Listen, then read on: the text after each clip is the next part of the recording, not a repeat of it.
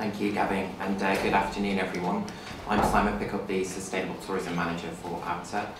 Firstly, thank you very much to the Inter-Parliamentary Union and to ABTA for the opportunity to be here today to talk about the actions that the travel and tourism industry are taking to safeguard child welfare.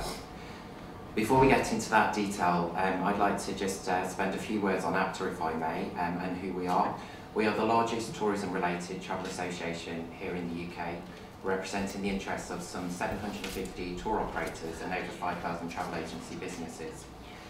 The mission is to achieve confidence in the heart of travel, confidence for companies to trade and to invest, confidence for customers to book, and confidence that the industry is building a sustainable future. And for tourism, as a subject matter, child welfare considerations sit within the management of social, environmental and economic impacts of the industry, or what the industry refers to as sustainable tourism management. And efforts to improve sustainability performance are very much at the heart of what ABTA does. So, as an industry, tourism faces much exposure to exploitation issues affecting children. And when we talk about children in tourism, first of all, we have to be very clear that we're referring to both travelling children, i.e. child tourists, but also children within the destinations. And the actions we take to safeguard child welfare have to be robust enough to be applicable to both needs of these different target audiences. At an issue-specific level, the industry faces exposure in relation to commercial exploitation, whether that's through child labour or children used in begging in some destinations, sexual exploitation through, for example, child prostitution or child abuse, physical exploitation in issues such as child trafficking and slavery, domestic abuse involving both incidents of parent or guardian violence against children or children witnessing violence between parents or guardians, and also abduction issues. When we look at where the industry faces exposure, well, potentially this is anywhere in the world due to the global supply chain that underpins the tourism industry. And whilst historically there are destinations which have emerged as having a heightened risk of child exploitation issues being present, experience has shown us too that having a good past track record is no guarantee that issues won't occur in a particular area of the world. As an industry, we have to be conscious too that there is often a heightened risk of child exploitation around the so-called mega events. These events, such as the World Cup or the Olympics, are often an attractive tourism proposition, and as such, they warrant extra diligence to ensure that tourism activities remain free from links to child exploitation. So given such profound exposure to the issues, the industry has taken its responsibility to safeguarding child welfare seriously and has developed a series of pragmatic solutions designed to best protect children. Effectively, these solutions fall into one of four areas. The first is to ensure that as an industry we have collective positions on the key issues and transparent communication around the red line issues. A relatively new development here is, for example, the development of a positioning statement for the industry on the commercial sex trade in tourism destinations, and within that, the collective repudiation of illegal or exploitative forms of the commercial sex trade, such as child prostitution. A second area relates to taking measures to ensure that we raise levels of awareness of these issues amongst tourism employees and tourism stakeholders, whether that's destination-based tour operating staff, hotel employees, employees of ground handling agents. We believe that solutions have their origins firmly rooted in awareness of what the issues are. Thirdly, the industry works in partnership with both expert organisations here in the UK and around the world, and also governments both here in the UK and in destinations.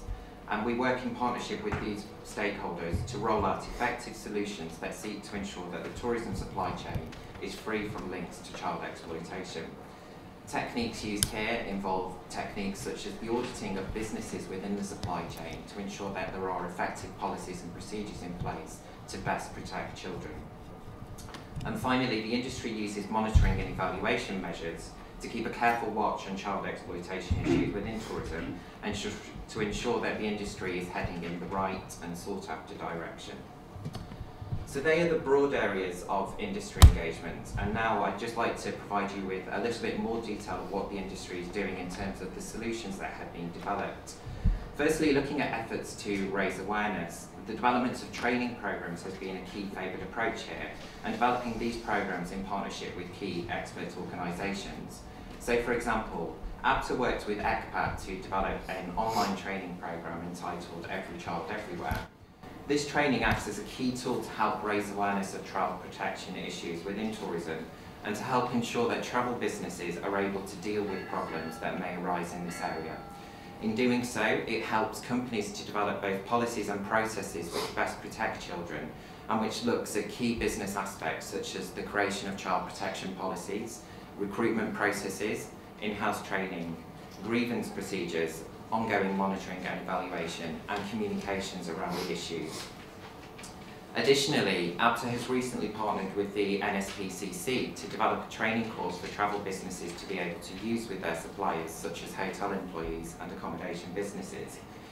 An issue that the industry has recently witnessed an increase in relates to children having been or claiming to have been assaulted within hotel complexes whilst participating in organised activities such as children's clubs, swimming or games.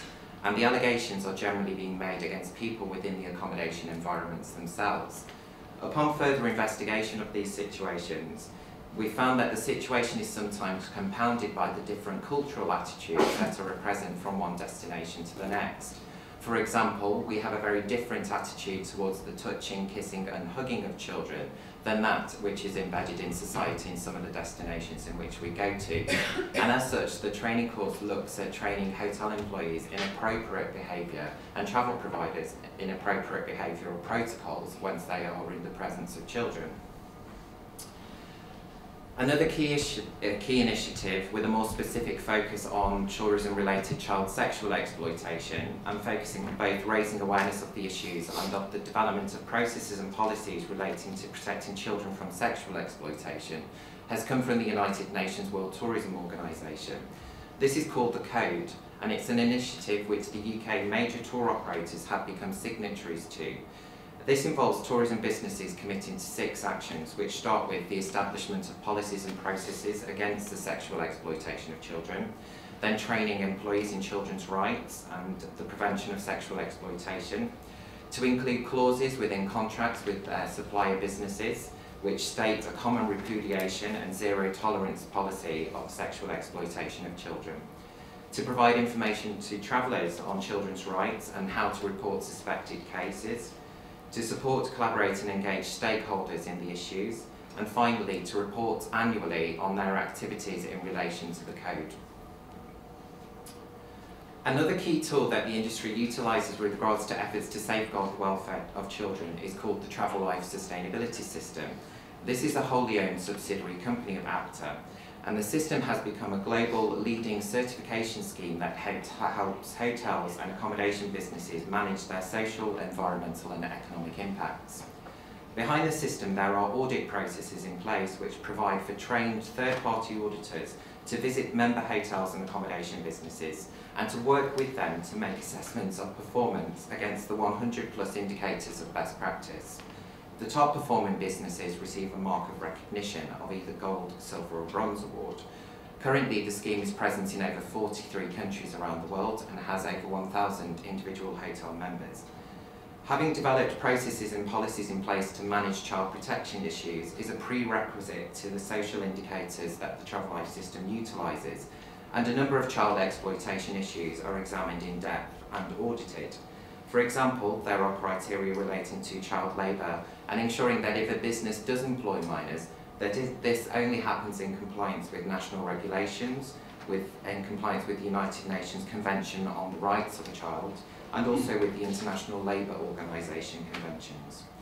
The system also looks more broadly at preventative measures which are being implemented by accommodation businesses to protect children that live near hotels and accommodations or within destinations from forms of abuse and sexual exploitation. So I think I'm coming towards the end of my time too now. So in summary, what I'd like to say is I hope I'm able to leave you with today a better understanding of the context of some of the child exploitation issues that the tourism industry faces, and an understanding too of how the industry is acting upon its responsibility to become a key player in the tackling of these issues. Through ensuring that the industry has developed collective positions which are transparently communicated, through raising awareness of the issues, through implementing effective procedures which cover proactive and reactive processes. And by continuing to administer ongoing monitoring and evaluation, we are taking efforts to ensure that tourism is an industry which is free from child exploitation. A challenge that we faced, however, relates to the consideration of the startling statistics which we've heard some of already today, and those that also come from the International Labour Organization and the United Nations Global Study on Violence Against Children, relating to the number of children each year which find themselves to be victims of abuse. On average, reported tourism-related child exploitation cases are low in numbers, but for the industry, on a subject such as this, one case is one case too many. We recognise that we've set ourselves ambitious targets in this area, but we have confidence that they are the right targets. And as such, we're considerate to the fact that the partnerships we've already fostered with expert organisations such as ABTA and with governments both in the UK and in destinations will be fundamental to our success going forward. Thank you for your attention.